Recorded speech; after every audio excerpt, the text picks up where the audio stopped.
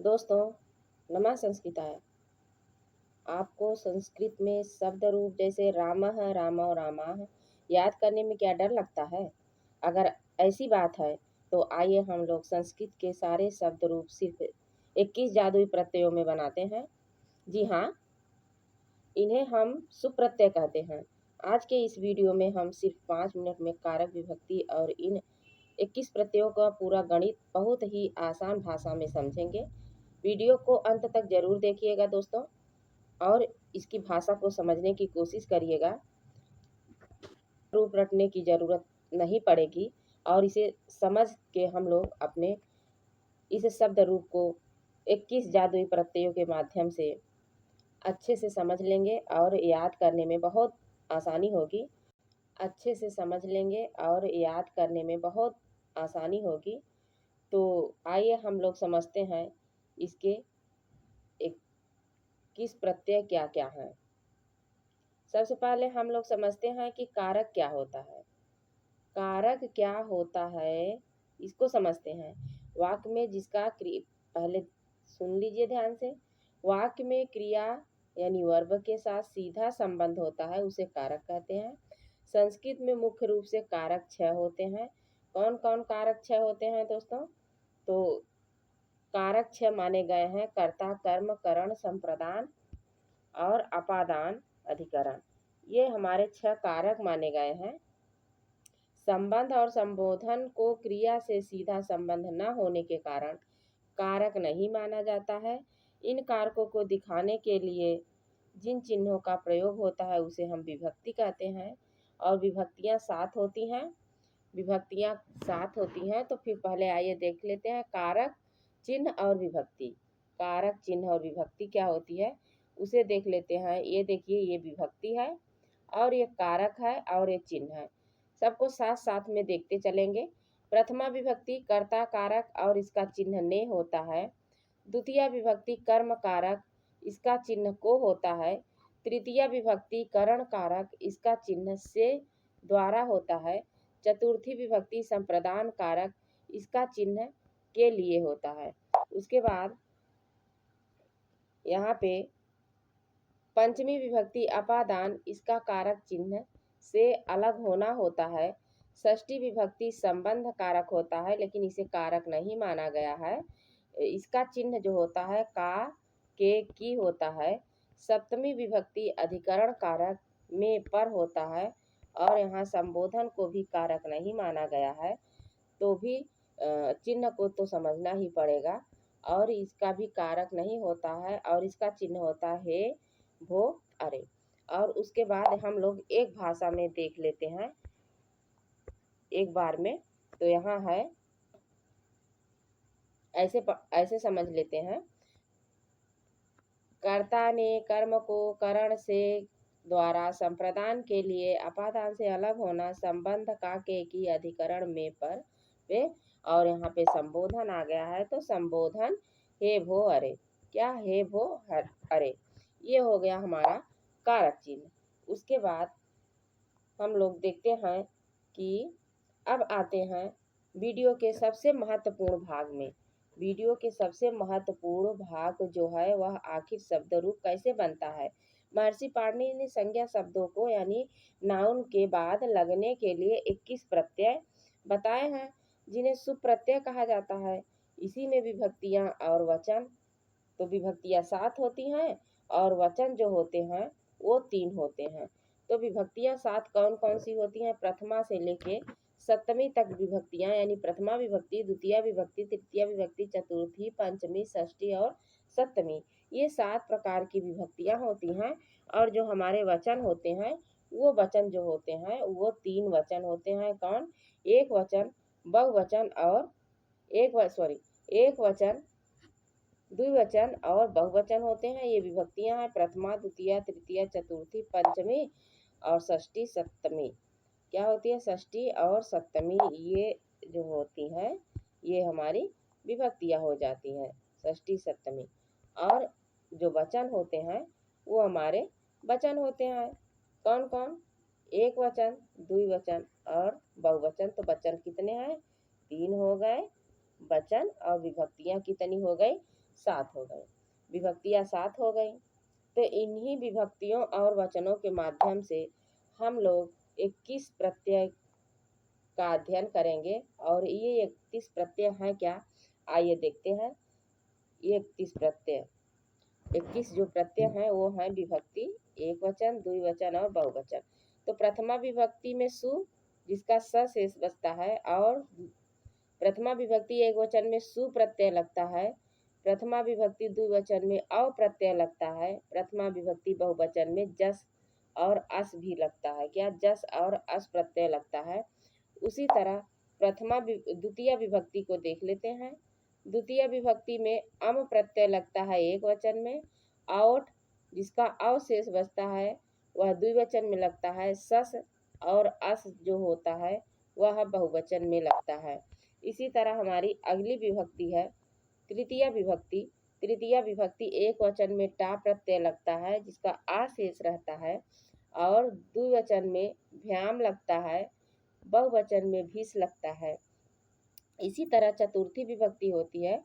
चतुर्थी विभक्ति के एक वचन में गे जिसका ए शेष होता है, और द्विवचन में भ्याम और बहुवचन में भ्यस लगता है। इसी तरह हमारी पंचमी विभक्ति भी होती है। यह है पंचमी विभक्ति।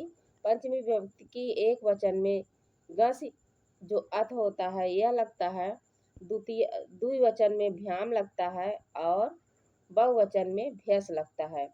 षष्ठी विभक्ति क्या है, षष्ठी विभक्ति के एक वचन में गस जिसका अस शेष होता है और द्विवचन में ओस प्रत्यय लगता है, बहुवचन में आम प्रत्यय लगता है। उसके बाद सप्तमी विभक्ति है। सप्तमी विभक्ति के एक वचन में गी जो ई यानी छोटी ई लगता शेष रह जाता है, और ओस द्विवचन में बनता है, सु यानी सु बहुवचन में लगता है। तो ये हमारी विभक्तियाँ और प्रत्यय हैं। कौन कौन से हैं, एक बार इसे फिर से हम लोग देख लेते हैं।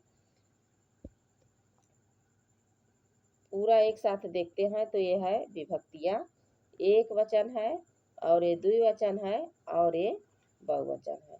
तो यहाँ हम लोग देखेंगे सु औ जस, सु औ जस, अम औट सस, टा भ्याम भीस, गे भ्याम भ्यस। उसके बाद गसी भ्याम भ्यस, गस ओस आम, गी ओस सु। ये हमारे सु प्रत्यय हैं। इसे याद कर लीजिए दोस्तों। थोड़ा सा छोटा करके देख लेती हूँ एक साथ में। ये है,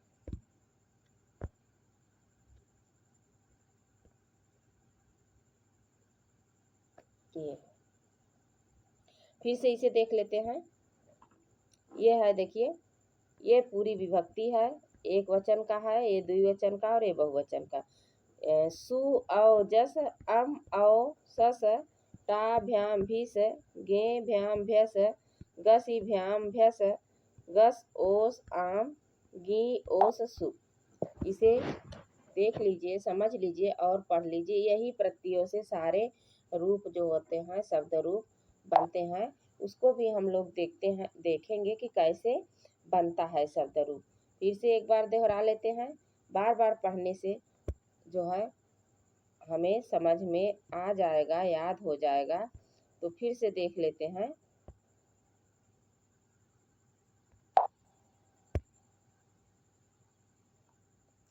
सु औ जस, अम औट अस, टा भ्याम भीस, गे भ्याम भ्यस, गसी भ्याम भ्यस, गस ओस आम, गी ओस सु।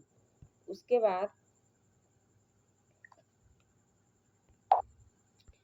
बाद हम लोग देखते हैं कि कैसे बनता है, कि ये कैसे बनता है। चलिए देखते हैं कि यह काम कैसे करता है। मान लीजिए कि हम राम शब्द रूप लिए हैं, यह शब्द रूप बनता कैसे है, तो उसको देख लेते हैं कि हम लोग इसको कैसे बनाते हैं। जैसे एक वचन में राम है, तो राम क्या है, एक शब्द है। राम पर्टिकुलर एक शब्द है और इसमें सु प्रत्यय। अभी हम लोगों ने प्रत्यय में देखा, प्रथमा विभक्ति एक वचन में सु प्रत्यय लगा है। सु का जो स होता है वही शेष बचता है और फिर विसर्ग बन जाता है। विसर्ग संधि में हम लोग पढ़े हैं कि विसर्ग से स बनता है और स से र बन जाता है। विसर्ग होता है और विसर्ग से स बनता है, स से र बनता है। तो वही प्रथमा विभक्ति एक वचन में राम शब्द हो गया और सु प्रत्यय लग के यहाँ शब्द बन गया रामः। उसी तरह द्वितीया में तो द्विवचन में हम लोग देखे हैं, द्विवचन में जो है अ प्रत्यय लगता है। कौन? अ प्रत्यय। तो वृद्धि में अ प्रत्यय होकर बना रूप रामव बनता है। क्या? रामव। वृद्धि संधि पढ़ाएंगे या तो आप लोगों ने देखा होगा कि वृद्धि संधि पढ़ते समय अध्ययन करते समय हम लोगों ने देखा है कि जो अ होता है वह वृद्धि संधि का या वृद्धि शब्दों का सूचक होता है। तो यहाँ हम लोगों ने देखा था अभिप्रत्यय में, ये दिखा देती हूँ। ये देखिए कि प्रथमा विभक्ति में जो है प्रथमा विभक्ति एक वचन में सु और द्विवचन में अ। तो यही अ जो है यहाँ लगा हुआ है। कहाँ? यही अ यहाँ लगा हुआ है द्विवचन में। ये द्विवचन है तो राम शब्द है और अप्रत्यय लगा के जो वृद्धि संधि होकर बना राम। तो रामः राम। अब बहुवचन में रामाह शब्द बनता है, रामाह रूप बनता है। तो राम शब्द में जस प्रत्यय लगा दिए, जस का अस बचता है और अस का दीर्घ बना तो रामाह हो गया। क्या? अस का जो दीर्घ बना वो रामाह हो गया। कैसे बना? जब हम लोग संधि पढ़ेंगे तो उसे समझ लेंगे। तो यहाँ देखिए कि रामः रामव रामाः। इसी तरह जितने प्रत्यय हैं सभी प्रत्ययों में रूप लगा के सभी शब्दों में 21 प्रत्ययों को लगा के और संधि का रूप अपना के हम लोग जो है शब्द रूप बनाते हैं और इसे आसानी से याद कर लेते हैं।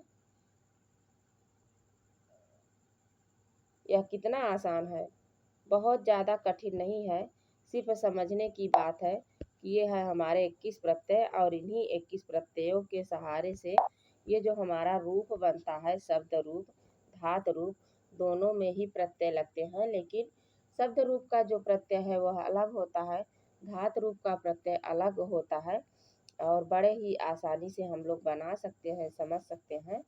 तो दोस्तों यह था संस्कृत व्याकरण का 21 प्रत्ययों का जो रूप था हमारा, 21 प्रत्ययों के कारक विभक्ति का खेल। और आशा करती हूँ कि आप लोगों को समझ में आया होगा।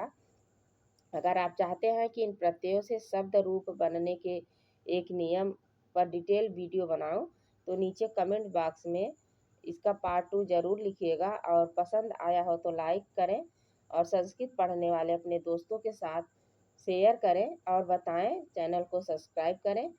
बिल्कुल ना भूलें। इस ट्रिक के साथ हम लोग इस वीडियो को इस जो प्रत्यय है और शब्द रूप है इसे समझेंगे। धन्यवाद दोस्तों। नमः संस्कृताय। मिलते हैं अगले वीडियो में।